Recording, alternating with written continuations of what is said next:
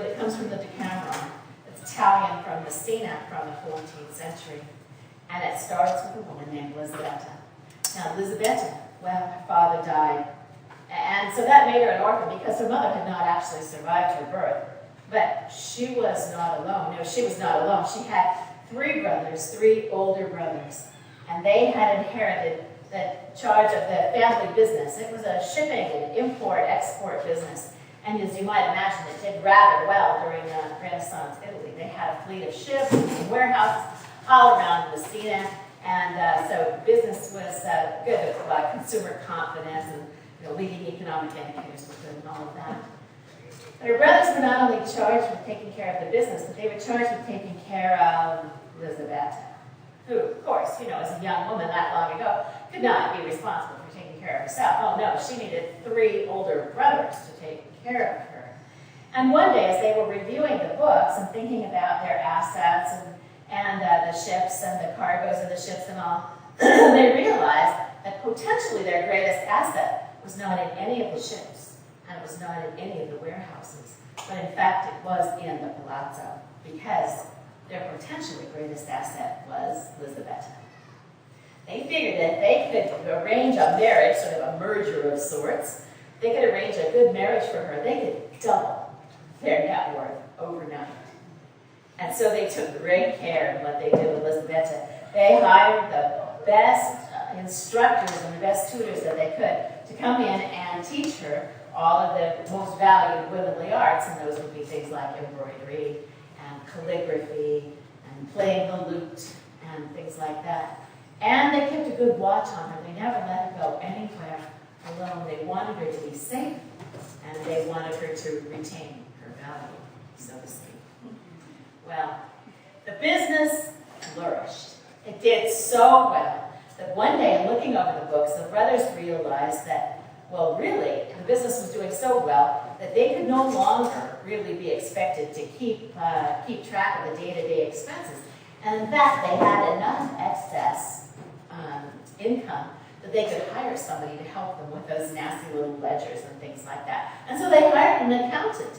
He was a young man from Pisa, not noble, but of a good family, and he came well recommended, sort of a lower socioeconomic class, kind of their idea of affirmative action and economic stimulus, that. And so they brought him into the palazzo. They had one wing of the palazzo that was just for their business, and they put Lorenzo in a little room that was right next to the main offices. And they gave him a big stack of paper and ink and quill pens and anything that he would need to keep the books exactly the way they wished for them to be kept. Well, one day, Lisabetta, whose room was on the second floor, on the exact opposite end of the palazzo, she had a question for one of her brothers, and she decided to get the answer right away. And so she came out of her room and down the corridor, down the wide marble staircase and the corridor of the business wing. And then, just before she got to the offices, she noticed something. There was a door that was open that usually wasn't open, and she glanced in, and she saw something she hadn't seen before. Well, actually, she saw someone she hadn't seen before. It was, of course, Lorenzo. He was sitting at a desk, and she really didn't see much of him, just the top of his head as he was bending over, writing something in a large parchment ledger book. But she saw the dark curls, and, well, probably when she stopped, when she paused at the doorway, it must have cast a shadow. And so Lorenzo knew that somebody was there, and he looked up, and their eyes met. And that changed everything. Well, after that, Lisabetta thought of a lot of other questions she wanted to ask her brothers in person. And so pretty much every day she was down in that wing of the palazzo, and she would always pause as she passed Lorenzo's office. And then one day she ventured a shy greeting, and another day, when she knew that her brothers were in town on business, she greeted him and asked a question. He beckoned her to come inside. As soon as she was leaning over him, as he pointed out something very important in the ledger book, and as she leaned closer, he could feel her presence. He could smell her perfume, and he could feel the pearls of her necklace graze against the back of his neck. Well, In a moment, they were locked in an embrace, and after that, they saw an awful lot of each other. Now, it doesn't take Facebook or even those newspapers that you see at the supermarket checkout counter to really spread a rumor. They could do it back in Renaissance Italy, too. Mostly it was the servants who began to talk about Lisbetta and Lorenzo. And finally, the rumors got to Lisbetta's brothers, who were livid. They were outraged. How could she do this to them? If this was true, it had certainly diminished her value. And after they had taken such care, after they had given her everything, thus echoing the future whining and complaining of most parents. How could she do this after all they had done for her? Well, her older brother said, now, we don't know that it's true. At this point, it's just a rumor. And he believed in the very important maxim of trust but verify. And so he set out a watch on Lisbetta, and sure enough, one day, one early morning, he saw Lorenzo leaving Lisbetta's room. And then he knew that what the servants had said was true. And so he met with the other brothers. They had a meeting, they made plans. And the plans were all about Lorenzo. Come on in. The plans were all about Lorenzo. But really, in the days and weeks that followed their planning session, Lorenzo would not have known that. Because they were, if possible, nicer to him than ever. They were more solicitous of his opinions. They were more complimentary of his work.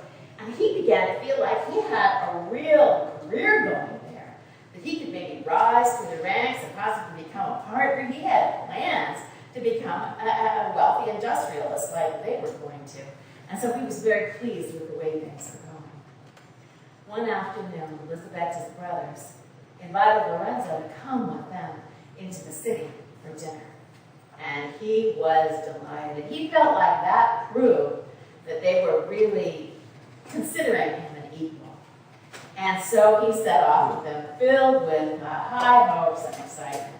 And so there were 4 young men who went to the city that evening. But only 3 arrived. Because outside the south wall of that city, the deed was done, the one that had been planned weeks before. Lorenzo didn't suspect a thing, not a thing, until he saw the sharp daggers, and then it was too late. When they had killed him, and they buried him in a shallow grave between 2 cypress trees, and then those brothers, they went on to dinner. Lisbetta, the next day, she was down in the business wing of the palazzo, and Lorenzo was nowhere to be found. And the next day he was not there, and the next day he was not there. And after an entire week, one night at dinner, in a voice studiously calm and casual, she tossed off a little comment. So, what happened to that accountant that you hired? What was his name? Leonardo? Fabio? But I don't think I've seen him around lately. And the brothers exchanged sharp glances. And then the eldest brother said what they had planned for him to say. He's away on business. That was all. But in a tone of voice so sharp and so strong that she knew better than to ever bring up the subject again. And still, of course, she could not so easily forget Lorenzo. She waited for him day after day, and she worried about him, and she watched for him. And she found herself eating little and sleeping little. At night, she tossed and turned with worry. When she was alone, she called on him, asking him where he was and when he would return, and how he could possibly desert her like this after all that had passed between them. And then one night, Lorenzo did appear to Lisbetta. Was it a dream or a vision? Who knows? But it was Lorenzo for sure. She knew, although he was much changed. His face was white, deathly white, with a gash of scarlet at his neck and another on his forehead. His eyes were sunken deep in his skull. His dark curls were matted and dull and filled with leaves and He looked at her and he said, Elisabetta, do not wait for me. Do not seek for me, for I am dead, killed by your brothers. And then he told the gruesome details of the murder, and even told her where he was buried outside the south wall of the city. And Elisabetta woke up with a scream. And she knew what she needed to do. And she knew exactly how she was going to do it, too. It wouldn't be too difficult. The next morning, she told her brothers that she was going to go to Mass. She knew that they would let her go into the city for that. She knew, of course, that she would have to take 2 of her maids with her. But she also knew that they would pass through the marketplace. And like the marketplace out there was much to see for young women. Many adornments. She knew it would be not difficult to lose those maids.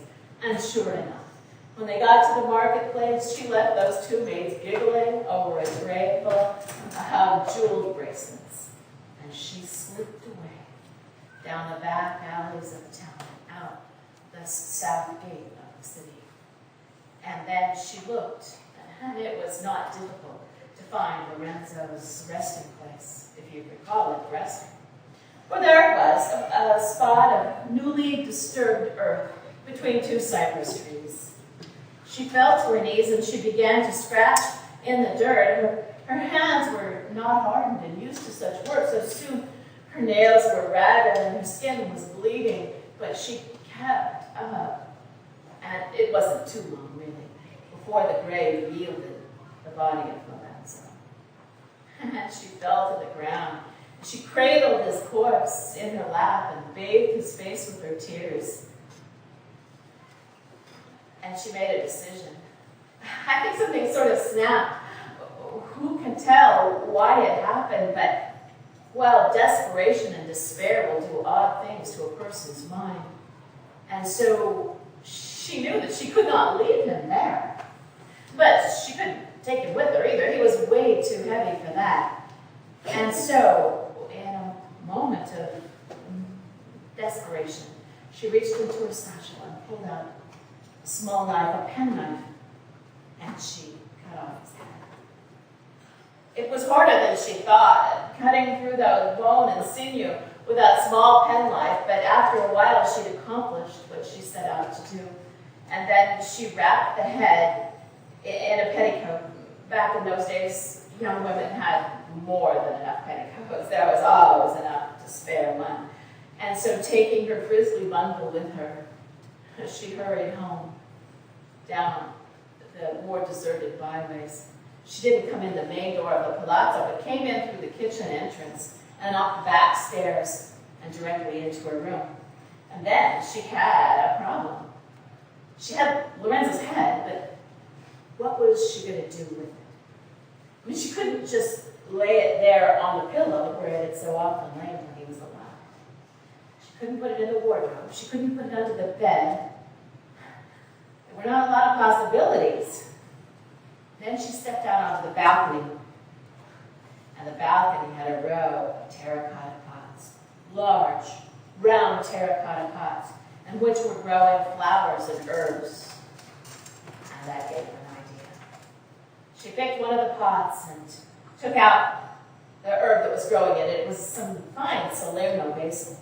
She took out the basil, and she took out some of the dirt. And then wrapping the head in a clean damask cloth, she put the head inside the terracotta pot, replaced the dirt and the basil. After that, Elisabetta didn't go out too much. She stayed close in her room and often on the balcony, where she could be seen seated right next to that pot of basil, sometimes with her hand on the rim of the pot, sometimes with her arm around the pot. And she took such care of that basil. Every day she watered it with rose water. And every day, to tell you the truth, she watered it with her tears. And the basil flourished. Whether it was the rose water or the tears, or maybe it was just the decomposing head there underneath the basil flourished, and it grew thicker and sweeter and more luxuriant than any basil anywhere in Italy. But if the basil flourished, alas, the same could not be said for Elisabetta. For if she ate little and slept little before, now that was multiplied. She grew thin and wan, her hair grew brittle and lifeless, her cheeks sunken. And one night at dinner, her brothers happened to look at her, and they were shocked at what they saw. How had she become like this? And more importantly, for their economic bottom line, who would marry a woman who looked like her? She was destroying their riches as she sat there. Why? And so they began to ask around, what was different? What had happened? Well, the servants were not much help. They said nothing had happened. She didn't really go out much. She just stayed in her room or on the balcony sitting next to her favorite pot of herbs. Didn't give them any clues. But they needed to find out what the problem was. And so one day her eldest brother suggested that she go to Mass and sent a couple of her maids with her, admonishing them to stick with her this time and not get distracted by jeweled bracelets.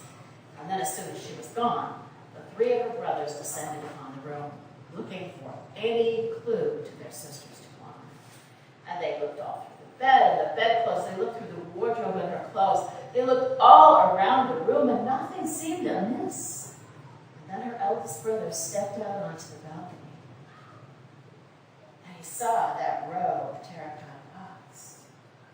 And suddenly he remembered what the servants had said, that she seemed to sit next to a favorite pot of herbs. It wasn't hard for them to figure out which was the favorite pot of herbs. It was the basil, of course, the Salerno basil, growing thicker and sweeter and more luxuriant than anywhere in all of Italy.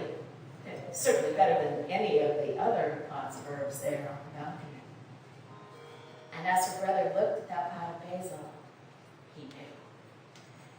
And so when the thought struck him, he struck the pot. It turned over and broke, and out rolled Lorenzo's head. Well, Lorenzo changed quite a bit since the last time the brothers had seen him, but it was still pretty obviously Lorenzo. Furious, the brothers, they swept up the whole mess. The pot shards, the dirt, the basil, the head. They took it all out the door and buried it in back of the kitchen garden. Now, it wasn't long before Elizabeth came back from Mass. She went right up the stairs and down the corridor and into her room. And then a most heart-wrenching scream was heard. And she burst from her room, running down the corridor. She accosted the first servant. She saw, "My pot of basil! Where's my pot of basil?" The servant stared and shrugged, and she kept running. Everyone she ran into, "Where's my pot of basil? What have they done with my pot of basil? I need my pot of basil." Down the staircase and down to the offices where her brothers were gathered. "What have you done with my pot of basil?" she said. "I need it. Give it back to me." They glared at her in stony silence. Receiving no satisfaction, she turned and ran back again out of the offices and up that staircase, down the corridor and into her room, and out onto the balcony where she jumped and landed in the courtyard below. So, let's see, Lorenzo is dead, and now Elizabeth is dead, and those are sort of the main characters of the story. The brothers, well, we don't know what happened to them. We can only, in a little deep, dark, mean-spirited corner of our hearts, hope that their demise was just the sort of thing that they deserved. And we draw a curtain on that part of the very sad and tragic Renaissance Italian story. Just one thing more. If you should go to Messina today, and you should, it's a beautiful place, you can see the palazzo. It's still there. In fact, you can even stay there. It's been turned into a sort of an inn, a rather upscale Renaissance Italian bed and breakfast. And it's expensive, but not outrageous. And if you're feeling brave or curious, you can ask for the room on the second floor, the one that overlooks the courtyard. Just be prepared that in the night, you may have a ghostly visitor, a woman dressed in long, flowing white dress who enters from the corridor and seems to be looking frantically, ever more frantically, for something in the room, and then exits out the doors to the balcony with a scream. But if you don't have the time or money for that, well, very least you should eat in the little trattoria there on the corner of the palazzo. It's where the kitchen used to be. Oh, and the food is really good. They're famous for their focaccia bread. It's baked up fresh every day, where it's gold and brown and drizzled with the finest olive oil, sprinkled with cheese and herbs. They're famous for their basil, of course. They grow it in the kitchen garden, where for some reason no one can explain. The basil seems to grow thicker and sweeter and more luxuriant